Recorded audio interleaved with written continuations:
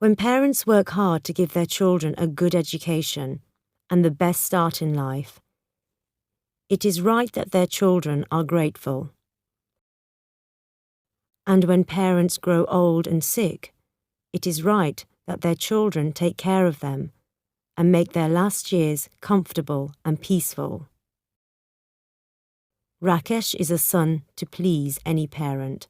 He knows his duty. He knows what is right. When the results appeared in the morning papers, Rakesh read them, in his pyjamas, at the garden gate. Then he went up the steps to the veranda where his father sat drinking his morning tea, and bowed down to touch his feet. "You did well, son?" his father asked, smiling and reaching for the papers. "At the top of the list, Papa," Rakesh said quietly.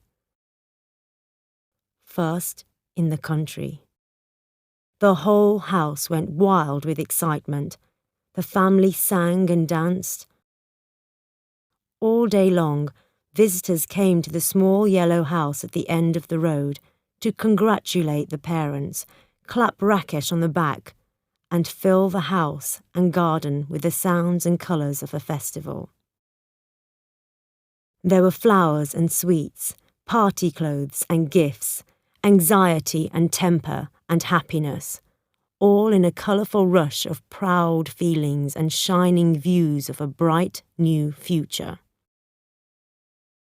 Rakesh was the first son in the family to receive an education, and his parents had gone through such hard times in order to afford the fees for school and medical college.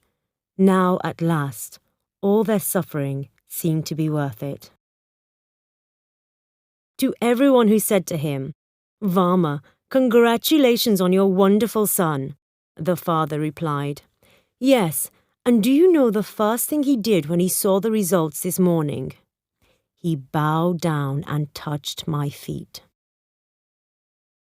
This moved many of the women so much that they raised the ends of their saris and wiped away their tears. Meanwhile, the men reached out for the betel leaves and sweets and shook their heads in wonder at such excellent behaviour. "One does not often see such behaviour in sons anymore," they all agreed, a little enviously perhaps.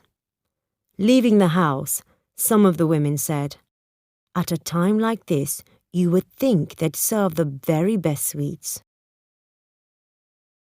And some of the men said, "That old Varma is too proud. He needn't think we've forgotten that he comes from the vegetable market himself. His father used to sell vegetables, and he's never seen the inside of a school." But there was more envy than dislike in their voices, and this was not surprising. Not every son in that poor suburb at the edge of the city was going to shine as Rakesh shone, and who knew that better than the parents themselves? And that was only the beginning, the first step in Rakesh's climb to the top, when he became both famous and wealthy. He went to work in the best hospital in the USA. That was what his father learned to call it. Not America, which the uneducated neighbours called it. The American doctors said wonderful things about him, and all this was passed back to his proud family. What was more, he came back. He actually returned to that small yellow house right at the end of the road, where the rubbish lay about in smelly piles just outside the neat, well-kept gardens. To this place Rakesh returned, and the first thing he did on entering the house was to bow down and touch his father's feet. His mother mainly took pleasure in the strange fact that he had not married in America, as all her neighbours had warned her he would, because wasn't that what all Indian boys went abroad for? Instead, he agreed, almost without argument, to marry a girl she had chosen for him in her own village. A plump and uneducated girl, it was true, but so calm and obedient that she just became another daughter of the house, seemingly too lazy to even try and make Rakesh leave home and buy his own house, as any other girl would probably do. What was more, Veena was pretty, really pretty, in a plump way that only turned to fat after she had their first baby, a son. And then, what did it matter? For some years, Rakesh worked in the city hospital, where he quickly rose to the top and was made a director. He then decided to leave and open his own clinic. When it was built, he took his parents in his car, a new sky blue Ambassador, to see it. A large sign over the door showed his name in big red letters. After that, he seemed to become a little less famous. Or maybe it was only that everyone in town had grown used to him at last. But it was also the beginning of his fortune, because he now became known not only as the best, but also the richest doctor in town. However, all this did not happen overnight. Naturally not. It was a lifetime's work. By now, Rakesh's father had become an old man and had retired from his job selling lamp oil in a shop, which he had done for 40 years. Rakesh's mother died soon afterwards, with a sigh of happiness, because it was her own son who took care of her in her last illness and who sat rubbing her feet at the last moment. Not many women had had a son like that. Even the most envious neighbours had to agree that not only was Rakesh a devoted son, who managed to obey his parents, please his wife, show concern for his children and his patients, and keep his many friends happy, but he was also an excellent doctor. How one man could do all this, a man whose parents had never been to school, no one could understand, but all respected him for his fine qualities. It is a strange fact, however, that success, if it continues too long, begins to shine less brightly. The once proud father no longer took any interest in his famous son's work. After his retirement and the death of his wife, the old man very quickly went to pieces, as they say. He fell ill so often and with such mysterious diseases that even his son no longer knew whether he was ill or just pretending in order to annoy everybody. He sat on his narrow bed for most of the day and developed another annoying habit of stretching out and lying absolutely still, allowing the whole family to think he was dead. And then suddenly sitting up and spitting out a big mouthful of beetle juice at them all. He did this once too often. There had been a big birthday party in the house for the youngest son, and the celebrations had to stop suddenly when Veena discovered, or thought she discovered, that the old man, stretched out on his bed, was dead. The party broke up and the laughter turned to tears, until the old man sat up and Veena received a mouthful of red beetle juice right on the front of her new sari. After that, no one much cared if he sat up on his bed, spitting, or lay down flat, grey as a dead man. Except, of course, for that jewel among jewels, his son, Rakesh. It was Rakesh who brought him his morning tea and sat on the edge of the bed in his pyjamas to discuss, or rather, read out the morning news to his father. It made no difference to him that his father's only reply was to spit. It was Rakesh, too, who, on returning from work at the end of the day, persuaded the old man to come out of his room and take the evening air in the garden on the veranda. On summer nights, he ordered the servants to carry the old man's bed onto the grass, and he himself helped his father down the steps and onto the bed for a night under the stars. All this was very pleasant for the old man. What was not so pleasant was that Rakesh even began to control what his father ate. One day, the father ordered Veena to make suji halwa, a rich sweet, and was really sick after eating it. Later, Rakesh marched into the room, not respectfully, but with the confidence of a famous doctor, and said firmly, "No more halwa for you, Papa. We must be sensible at your age. If you must have something sweet, Veena will cook you a little kheer. That's light, just a little rice and milk. But nothing fried, nothing rich.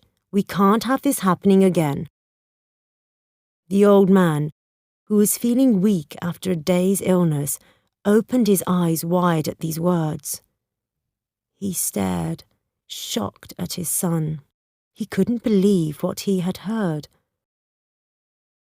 A son who actually refused his father the food he wanted? No, that was impossible. But Rakesh had turned his back and did not notice his father's look.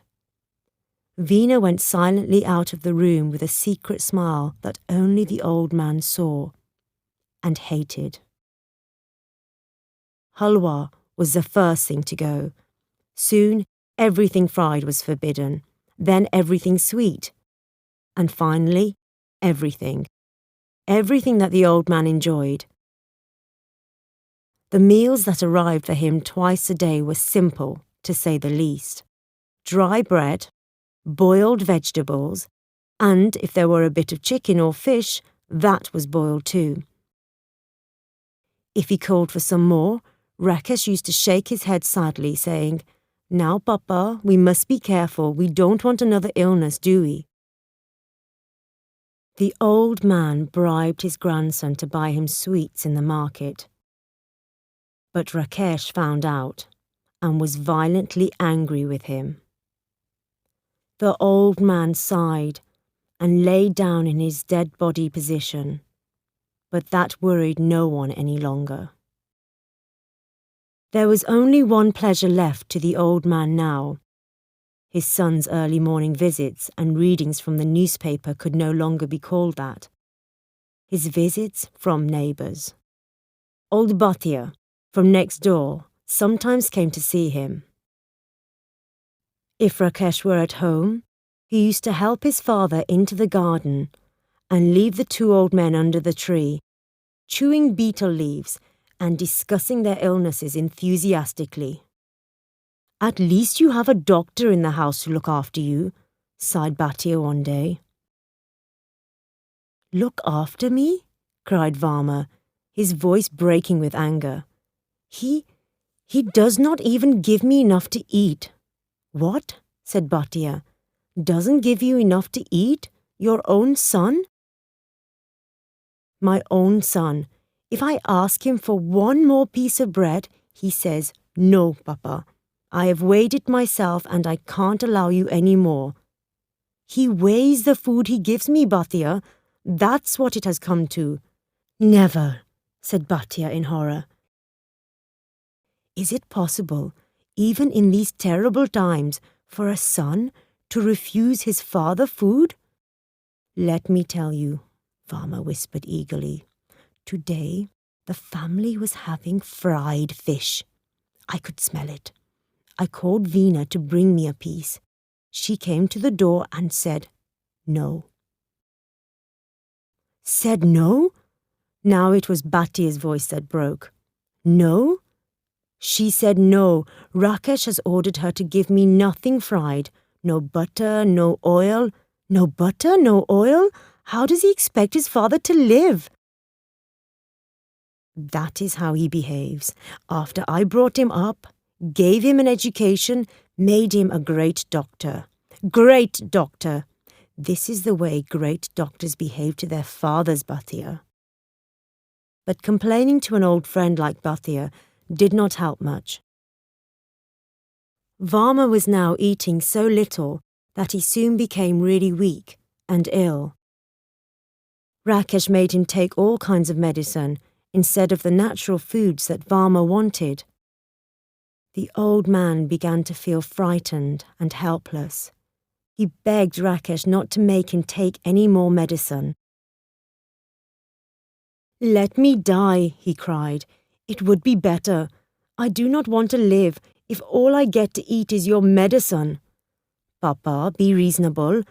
I leave that to you," the father cried. "Let me die now. I cannot live like this." Rakesh left the room, and the old man heard him say, laughing, to someone outside the door, "Lying all day on his pillows, fed every few hours by my wife's own hands, visited by every member of the family daily, and then he says he does not want to live like this?" The medicine he had to take was not completely useless. It kept him alive, long after he stopped wanting to live. In the evenings that summer, the servants used to carry out his bed, with him on it, and put it carelessly down on the veranda. In answer to his complaints, they said the Dr. Sahib had told them he must take the evening air, and the evening air they would make him take. Then Veena, that fat, smiling, silly woman, appeared and piled up his pillows so high that his back ached. "Let me lie down," he begged. "I can't sit up any more." "Try, Papa. Rakesh says you can if you try," she said, and went off to the other end of the veranda to listen to love songs on the radio. So there he sat, like a dead body, cold and stiff, watching his grandsons playing cricket on the grass and terrified of getting a ball in his eye. At last the sky blue ambassador arrived, the cricket game stopped at once, and the doctor, the great doctor, all in white, stepped out. Someone ran up to take his bag, others to walk up the steps with him. His wife turned down the radio and called out to offer him tea or a cold drink. But he did not reply or even look at her. Always a devoted son, he went first to the corner where his father sat stiff and silent, staring at nothing. "Papa," he said lovingly, sitting on the edge of the bed and reaching out to rub his father's feet. Old Varma put his feet under him, out of the way, and continued to stare straight ahead into the dusty yellow air. "Papa, I'm home. How are you feeling, Papa?" Then Varma turned and looked at his son. His face was so old and tired that it could not communicate to the famous man exactly what his father thought of him. "I'm dying," he whispered. "Let me die, I tell you." "Papa, you're joking." His son smiled at him. "I've brought you some new medicine. You must take it. It will make you feel stronger again. Promise me you'll take it regularly, Papa." There was a pause. Then Varma spat out some words, sharp and bitter as poison, into his son's face. "Keep your medicine. I want none. I won't take any more. None. Never." And he knocked the bottle out of his son's hand with a movement that was suddenly grand and effective. His son jumped.